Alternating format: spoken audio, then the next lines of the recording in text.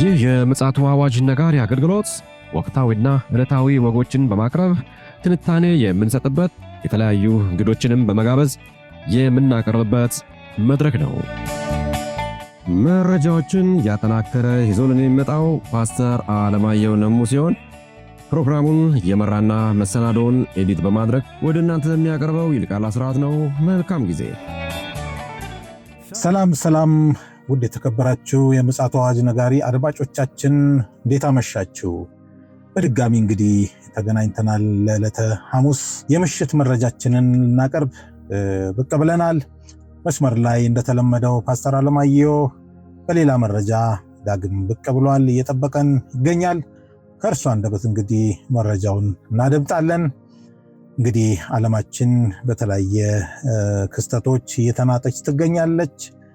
በቀኑ መረጃችን እጅግ አስከፊ የሙቀት አደጋ በአውሮፓ ላይ በመከሰቱ ሳቢያ መረጃውን አቀብለን ነበረ። እንግዲህ ያመለጣችሁ ወገኖች ቻናላችን ላይ በመግባት መረጃውን ብታደምጡና ለመንቃትና ለመዘጋጀት ይመቻችኋል።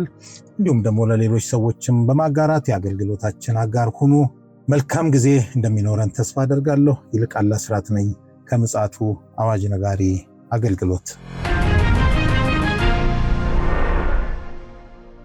አድማጮቻችን እንግዲህ ፓስተር መረጃን ይዞልን መጥቷል። ይህ መረጃ እንግዲህ ለኛ በጣም የማንቂያ ደወል ይሆናል ብዬ አስባለሁ። እንግዲህ ከዛ በተረፈ ከእሱ አንደበት መረጃውን እናደምጣለን። ሰላምታ ላቅርብለትና በቀጥታ ወደ መረጃችን እናመራለን። ሰላም ላንተ ይሁን ፓስተር፣ እንዴት አመሸ? እንደምን አመሸ ወንድም ይልቃል። እግዚአብሔር የተመሰገነ ይሁን። እስኪ መረጃን ማቅረብ ትችላለህ? በጣም ይገርማል። የአሜሪካ ሴኔት ፕሬዚዳንት ዶናልድ ትራምፕ ላይ በኢራን የጀመሩትን ጦርነት እንዲያቆሙ የሚጠይቅ የውሳኔ ሀሳብ አጽድቀዋል። ሄድ መለስ የሚለው ማለት ነው? አይደለም፣ አሁን ላይ ሲሪየስ ነው የጸደቀውና በጣም ሲሪየስ በሆነ መልኩ ነው የጸደቀው። የዩናይትድ ስቴትስ የህግ መወሰኛ ምክር ቤት ሴኔቱ ትራምፕ በኢራን ላይ የከፈቱትን ጦርነት እንዲያቆሙና ወታደራዊ እርምጃን ከመቀጠላቸው በፊት ከኮንግረሱ ፍቃድ እንዲጠይቁ የሚያስገድድ የውሳኔ ሀሳብ ነው የጸደቀው።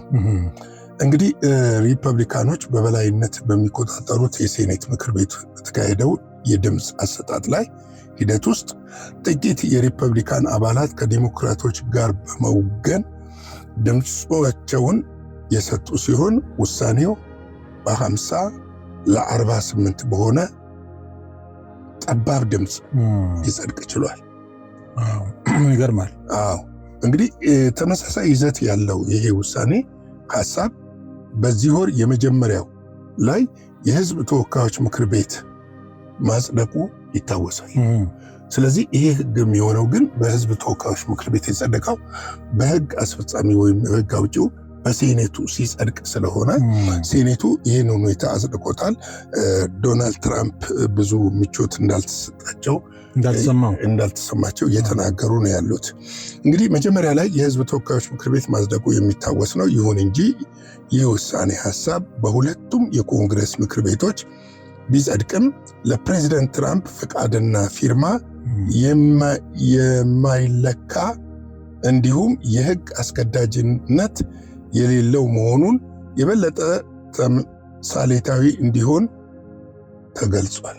የመቀልበስ አደጋ አለው። ምክንያቱም እሳቸው መፈረም አለባቸው። ያለሳቸው ፊርማ ምንድነው የሚያመለክተው? የአሜሪካ ፖለቲካ ምን ያህል እየጦዘ እንደመጣና ዶናልድ ትራምፕ በሚሄዱበት መንገድ ላይ የአሜሪካ ፖለቲካ እየተጎዳ መሆኑን የሚያመለክት ነው። ምክንያቱም ከዚህ በፊት እንደዚህ ሀሳቦች ቀርበው ነበረ፣ ጦርነቱ ከመጀመሩ በፊት ከተጀመረ በኋላ። ነገር ግን ውድቅ ነው የተደረጉት። በአብዛኞቹ በሪፐብሊካኖች ስለሆኑ አብላጫ ድምፅ ያላቸው፣ አንዳንድ ዴሞክራቶችም አሉ። አዎ እና ውድቅ ነው የሆነው እና ይሄ ውድቅ የሆነውን ነገር ግን እንደገና እንዲያንሰራራ መደረጉ ሌላ አመላካች ነገር አለ። በእርግጥ ምንድነው ሪፐብሊካኖች አሁን ላይ የህዝብ ድምፅ አናሳ ነው ለነሱ ያለው። የኮንግረስ ምርጫው አለ ከፊት ለፊታቸው እና በዚህ የምክር ቤት ምርጫ ማሸነፍ ካልቻሉ ጉዳቱ ያመዘነ ነው የሚሆነውና ምናልባትም ኢምፒች ጠይቀው ያለ ጊዜያቸው ዶናልድ ትራምፕ ሊያወርድ የሚችልበት ሁኔታ ሊፈጠር ይችላል የሚል ስጋት ስላለ ይህንን ስጋታቸውን ተጋርተው ይመስለኛል። ሌላው ዶናልድ ትራምፕ ከዚህ በፊት አከራካሪና አጨቃጫቂ የነበረው የእሳቸው ካቢኔ ማለት ትችላለ ወይም አመራር ለሴኔቱ ቀርቦ ስለ ጦርነቱ ባስረዱበት ወቅት ያስረዱበት መንገድ አሳማኝ አልነበረም። በወቅቱ ከቀረቡ ጥያቄዎች አንዱ እንደምናስታውሰው አንተም ታስታውሳለህ ብዬ አስባለሁ። ከቀረቡት አንዱ ጥያቄ ይሄ ኢራን የአሜሪካን ሕዝብ ምንድነው የምትጎዳው የሚል ነው። የአሜሪካን ሕዝብ ምን ይጎዳል? አሜሪካን ምን ይጎዳል? የአሜሪካን ሕዝብ ምን የሚጎዳል? አውሮፓውያን ያሰሙትን ምን ይጎዳል የሚል አንዱ ነበረ። ሁለተኛው ጥያቄ በኢራን ላይ የምንወስደው እርምጃ ከኛ የውጭ ፖሊሲ አንጻር ትክክል ነው ወይ የሚሉ እና ትክክል ከሆነ በምን መልኩ የሚል ነው። ሶስተኛ ይቀርብ የነበረው ጥያቄ ይሄ ጦርነት የተራዘመ ጦርነት ይሆናል፣ በዚህ በአጭር ጊዜ የሚቋጭ አይሆንም። ስለዚህ አሜሪካ ወደ ተራዘመ ጦርነት የምትገባ ከሆነ የአሜሪካ ኢኮኖሚ ወደ መንኮታኮት ይመጣል፣ ወደ መውደቅ ይመጣል። ስለዚህ ይህንንስ እንዴት ተመልክታችኋል የሚሉ ነገሮች እነሱ ነበረ። እነዚህ ነገሮች በበቂ ያላብራራ ነበረ። ወደ ድምፅ ሄዶ ነበረ። በዛን ጊዜ አስታውሳለሁ 52 ለ48 ነበር ልዩነት ነበረው። ልክ ነው። ሪፐብሊካኖች አሸንፈው ይሄ ውሳኔ ውድቅ እንዲደርግ ተደርጓል። ከዛ በኋላ ነው ወደ ታችኛው ምክር ቤት ሄደው ወደ ታችኛው ምክር ቤት ወደ ፓርላማ እንደምንለው ማለት ነው። ወደዛ ሄዶ ተወስኖ መጣ። በአብላጫ ድምፅ ተወስኖ መጣ። 200 ለምናምን እንደዚህ 100 ለምናምን ተወስኖ መጣ። ያ የተወሰነው ድምፅ እንደገና ይሄ ኮንግረሱ ካላጸደቀው በስተቀረ የሴኔቱ ኮንግረስ ካላጸደቀው በስተቀረ ሕግ ስለማይሆን የሴኔቱ ኮንግረስ ብዙ ጭቅጭቅና ብዙ ፍጭት ከተደረገ በኋላ የፕሬዝዳንት ዶናልድ ትራምፕ ስልጣን መገደብ አለበት በሚለው እሳቤ ይሄ ውሳኔ ተወስኗል። ይወሰን እንጂ ይሄ ውሳኔን ዶናልድ ትራምፕ እስካልፈረሙበት ድረስ በጣም የሚገርመው ይሄ ነው። እሳቸው እስካልፈረሙበት ድረስ ምንም አይነት ሕግ ሆኖ አይኖረውም። ግን እሳቸውን እንዲፈርሙ የሚያስገድዳቸው ነገር አለ ወይ የሚለውን ነገር ደግሞ ስንመለከት ምናልባት ሊኖር ይችላል። ምናልባት እሳቸውም ይህን ጦርነት በከፍተኛ ሁኔታ ለማቆም ሩጫ ላይ ያሉበት ትልቁ ምክንያት ይሄ ጦርነት በአሜሪካ ውስጥ ያመጣው አደጋ ታይቷቸው ነው። ሌላ እዚህ ጋር አንድ ነገር ላንሳልህ። ለነዳጅ ምንድነው የሚባሉት? ለነዳጅ አምራች ድርጅቶች ሳይሆን አከፋፋይ ድርጅቶች በአሜሪካ ሕዝብ ነዳጅ ታውቃለህ ወደ 7 5 3 4 የሚሸጥበት አለ። ወደ ነበረበት ዋጋ እንዲመለስ በትናንትናው ዕለት መመሪያ ሰጥተዋል እሳቸው። ይሄ አንድ እፎይታ ነው። ምን ያህል ለህዳሩ ምርጫ እየተዘጋጁ እንደሆነ የሚያመለክት ጉዳይ ነው። እንግዲህ ይሄ ውሳኔ በትናንትናው ዕለት ነው እየተላለፈ የነበረው።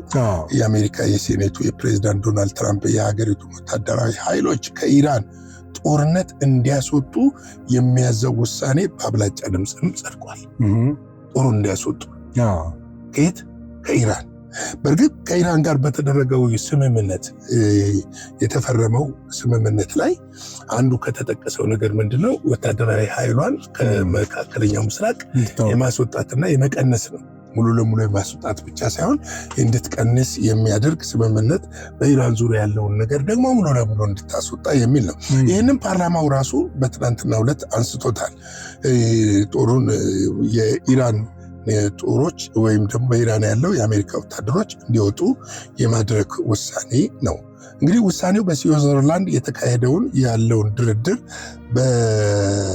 በሀገሪቱ ተመልሶ ወደ ጦርነት እንዳትገባ እና ለኢራን ጦርነት ተልዕኮ የተሰማሩ ወታደራዊ ኃይሎች በአስገዳጅነት ከአካባቢው እንዲወጡ ለማድረግ ያለመ መሆኑን ተገልጿል። አንዱ እንግዲህ ከውሳኔያቸው መካከል አንዱ ውሳኔ ነው በዋናነት እየተነሳ ያለው። እንግዲህ ፕሬዚደንቱ ወታደራዊ ኃይላቸውን ከኢራን እንዲያስወጡ የሚያዘው ውሳኔ ደግፈዋል ተብሏል። እንግዲህ እሳቸውም ደግፈዋል፣ ፕሬዚደንቱም እንደ ይሄ ውሳኔ ፕሬዚደንት ትራምፕ ኢራንን በተመለከተ የሚከተሉትን ፖሊሲ ከፍተኛ ተቃውሞ እየገጠመው መሆኑን የሚያሳይ እንደሆነ ተቆጥሯል። ከፍተኛ ተቃውሞ እየገጠመው ነው ያለው። ቀደም ሲል እንግዲህ የዲሞክራት ፓርቲ የሴኔት አባላት ከኢራን ጋር የሚደረጉ ጦርነቶች ፕሬዚደንቱን እንዲያስቆሙ ለማድረግ ከ10 ጊዜ በላይ ጥያቄ ቢያቀርቡም በቂ ድጋፍ ባለማግኘታቸው ሳይሳካ ቀርቷል። እንግዲህ ፕሬዚዳንት ትራምፕ ደግሞ የአሜሪካ ሴኔተርን የመካከለኛው ምስራቅ የሰላም ጥረትን የከበደብኝ ነው ሲሉ ገልጸው ውሳኔ የዘገየና ትርጉም አልባ ነው ማለታቸው ዘገባው ጠቁሟል። ይሄ ውሳኔ እያከበደብኝ ነው፣ በዛ አካባቢ ለማደርገው የሰላም ነገሮች እያከበዱብኝ ነው የሚለውን ነገር እያመለከተ የመጣ ጉዳይ እንደሆነ ልናውቅ ያስፈልጋል። እንግዲህ ሌላው ምንድነው በጣም እየተወያዩበት ነው። በእርግጥ ይጽደቅ አይጽደቅ መረጃ ለጊዜው ላገኝ አልቻልኩም። ነገር ግን ናትንያሁ ፍንጭ የመስጠት ነገር አሳይተዋል። ለእስራኤል ይሰጥ የነበረው ወታደራዊ ድጋፍ አለ። ወታደራዊ ድጋፍ ሲባል ዝም ብሎ አይደለም። ወታደራዊ ድጋፉ በብዙ ቢሊዮን ዶላር የሚቆጠር የመሳሪያ ሽያጭና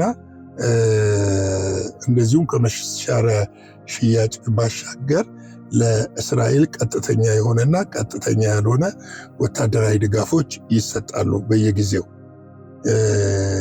ስለዚህ እነዚህ ወታደራዊ ድጋፎች እንዲቋረጡ ሴኔቱ እየተነጋገረበት ነው እና እየመከረበት እንዳለ የሚያሳዩ መረጃዎች እየወጡ ነው ያሉት። በሁለቱም ወገን በጣም ሲሪየስ አቋም እየተያዘ ነው። ሲሪየስ አቋም እየተያዘ ነው። ይሁን እንጂ ኔታንያሁ እስራኤል ራሷን ከአሜሪካ ወታደራዊ ጥገኝነት ነፃ ማውጣት እንዳለባት ተናግረዋል። ምንድነው ይሄ መረጃ ይፋ እየሆነ በመጣ ጊዜ እሳቸው ሚዲያ ላይ ወጥተው ይሄንን ነገር እንደሚያደርጉ ጥገኝነት ነፃ መውጣት አለብን የሚለውን ነገር አንስተዋል። ብዙ ርቀት ያስኬዳል ወይ? እንግዲህ ከኢራን ስምምነትና ከሊባኖስ የመውጣት ጥያቄ ጋር ተያይዞ ውጥረት በነገሰበት በዚህ ወቅት ኔታንያሁ መንግስት እስራኤል ገለልተኛ የጦር መሳሪያ ማምረቻ ማሳደግና ከአሜሪካ ወታደራዊ ጥገኝነት መውጣት እንዳለባት ገልጸዋል። እንግዲህ ግፊት አለ። አሁን ይሄ ዝም ብሎ ገልጸዋል ተናግረዋል የምትለው ጉዳይ አይደለም። ምክንያቱም የተወሰነ ውሳኔ በውስጥ የተወሰነ ነገር ያለ ይመስላል። ምክንያቱም አሁን ላይ አሜሪካ እስራኤል በአሜሪካ ድርድር አታምንም። ልክ ነው። አሜሪካ ደግሞ ከዚህ ባሻገር አሁን ሊባኖስን እንድደበድብ አትፈልግም። ከሊባኖስ እንድትወጣ ትፈልጋለች። ስለዚህ የጦር መሳሪያ ታቀብላለች ተብሎ አይገመትም። ስለዚህ ይሄ ሴኔቱ የተወያየበትና ሆልድ ተደርጓል። ከዚህ በፊት የተፈቀዱት ራሱ ሆልድ የተደረጉ ነገሮች አሉ። እንዲዘገዩ የተደረጉ እንዲቆዩ የተደረጉ ነገሮች አሉ። ስለዚህ ባይደን ዘመነ መንግስት መሰለኝ አይደለም አሁን በትራምፕ ዘመነ መንግስት የተወሰነ ወደ 50 ምናምን ቢሊዮን ዶላር የመሳሪያ ሽያጭ ተወስኖ እንደነበረ በእኛም ዘግበነዋል። እሱ ነገር ያንን 50 ቢሊዮን ምናምን በላይ እሱ ሆልድ እንዲሆን የተወሰነው ሄዷል። የተወሰነው ግን ሆልድ እንዲደረግ ተደርጓል። እና የእስራኤል ጠቅላይ ሚኒስትር ይህንን እንግዲህ ሀሳብ እያቀረቡ ነው ያሉት። የእስራኤል ጠቅላይ ሚኒስትር ቤንያሚን ኔታንያሁ ማክሰኞ ዕለት እንደተናገሩት እስራኤል የራሷ ገለልተኛ የጦር መሳሪያ የማምረት አቅም ማሳደግና የአሜሪካ ወታደራዊ ድጋፍን ጥገኝነት መቀነስ እንዳለባት አሳስበዋል። ይህ አስተያየት የተሰጠው በእሳቸው መንግስት እና በትራምፕ አስተዳደር መካከል በአሜሪካና በኢራን መግባቢያ ሰነድ ዙሪያ ያለው ውጥረት በከፍተኛ ሁኔታ እየጨመረ መምጣቱን ከታወቀ በኋላ ነው ይህ ውሳኔ የተወሰነው። በተያያዘ የዌስት ባንክ ግዛትን ውስጥ በሚገኙ የሰፈራ መንደር ከተጠባባቂ መኮንኖች ጋር በተደረገ ስብሰባ ላይ ኔታንያሁ ከአሜሪካውያን ወዳጃችን ያገኘነውን ድጋፍ በእጅጉ አድንቀዋል ይላል። ነገር ግን ከዚህ በኋላ እንግዲህ ይሄ ድጋፍ እንደማይቀጥል የሚያመለክቱ ነገሮች በስፋት እየወጡ ነው ያሉት። በእርግጥ ሴኔቱ ጠረጴዛ ላይ እንዳለ መረጃው አለ። አሁን ላይ ለምን ይሄ ይሆናል? እንምጣ ወደዛ። ቁልፉ ነገር ይሄ ነው። ለምንድን ነው አሜሪካ በዚህ ወቅት ወዳጅ የሆነችውንና እንደ አይኗ ብሌን የምትመለከታትን እስራኤልን የመሳሪያ ድጋፍ ማድረግ ያልፈለገችበት ምክንያት ምንድን ነው? እንደውም በነገ ዜናው ይዘን እንመጣለን እንጂ የአረቡ ዓለም አሁን ላይ ከኢራን ጋር ለመስራት ዳርዳር እያሉ አሁን ይሄ በሆነበት ሰዓት ላይ ለምንድን ነው ይህንን ማድረግ የተፈለገበት ምክንያት የሚለውን ነገር ስንመለከት እንግዲህ መጽሐፍ ቅዱስ የሚነግረን እውነት አለ። ያም እውነት ምንድን ነው? መጨረሻው ዘመን ኢየሩሳሌም እንደምትከበብ ይነገረናል። ኢየሩሳሌም እንድትከበብ የሚያደርጋት ነገር ደግሞ ምንድን ነው ስንል መጽሐፍ ቅዱሳዊ እንድምታ ነው።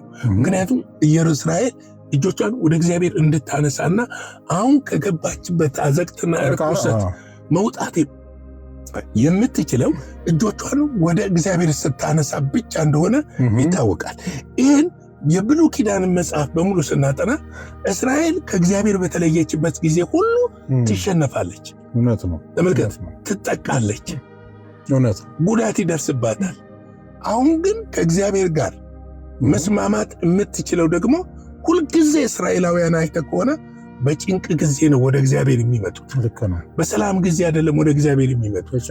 ስለዚህ ይሄ መቅደስ የሚገነባ ዘንድ እስራኤል ፊቷን ወደ እግዚአብሔር ትመልስ ዘንድ እነዚህ ነገሮች ሊሆኑ ግድ ናቸው፣ መሆንም ስላለባቸው ነው። ስለዚህ ይህንን ተመልክተን እኛስ ዝም ማለት አለብን። አሁን እኛ ዜናውን አይደለም እየመጣ ያለው ማዕበልን እያሳየናችሁ ነው ያለነው። ከዚህ በኋላ ነገሮች እያለቁ መምጣታቸውን ነው እንድታዩ የምንፈልገው። የመጨረሻው ጫፍ ላይ እንደደረስን እንድትረዱ ነው የምንፈልገው። በዚህ በመጨረሻው ጫፍ ላይ መድረሳችን ደግሞ ቤተ ክርስቲያን የተሰጣትን ተልእኮ በትክክለኛው መንገድ እንድትወጣ ለማድረግና ለማስቻል ያው የበኩላችንን የማንቂያ ደውል ነው እየደወልን ያለ ነው ለማለት ነው። የጌታ ጸጋ፣ ሰላም፣ ምሕረት ከሁላችሁ ጋር ይሁን። ሻሎም። ጌታ ኢየሱስ አብዝቶ ይባርክ። ፓስተር፣ እውነት ነው እንግዲህ ኖርማል የሴኩላሩ ሚዲያ የሚያስተጋባውን መረጃ መልሰን እኛ የምናስተጋባ የሚመስላቸው ወገኖች ይኖራሉ። እንደዛ ግን አይደለም። ምክንያቱም ጌታ ኢየሱስ ክርስቶስ እንደተናገረው አሻቅባችሁ ወደ ላይ ተመልከቱ፣ ለምን ወቅቱን አትመለከቱም የሚል ምክር መክሮናል። እኛም እንግዲህ እንደነዚህ አይነት መረጃዎችን ስናመጣ ፓስተር እንዳለን የማንቂያ ደወል ለመደወል ነው። እንግዲህ ምን ያህሎቻችሁ ይህንን ሰምታችሁ ወይም ደግሞ ሰምተን ተግባራዊ እንደምናደርገው እያንዳንዳችን ራሳችን እናውቃለን። ስለዚህ እኛ መረጃውን ወደ እናንተ አምጥተናል። እንግዲህ ውድ አድማጮቻችን ለዛሬ ሐሙስ የምሽት መረጃችንን በዚህ እንቋጫለን። እንግዲህ በቀኑም በምሽቱም መረጃዎችን እያደራጀ እየመገበን ያለው ወንድማችን ፓስተር አለማየሁ ነሙናው፣ እኔም እንግዲህ ፕሮግራም በመምራት አብሬያችሁ ዘልቅ ያለው። በነገው ዕለት እስክንገናኝ ድረስ የእግዚአብሔር ምሕረት፣ ጸጋ፣ ቸርነት ከእያንዳንዳችን ጋር ይሁን። ሻሎም። ለዛሬ ይዘን የመጣነው ወቅታዊ መረጃ ይህንን ይመስል ነበረ። በሌላ ጊዜ በሌላ መሰናዶ እስከምንገናኝ ሰላም ለእናንተ ይሁን።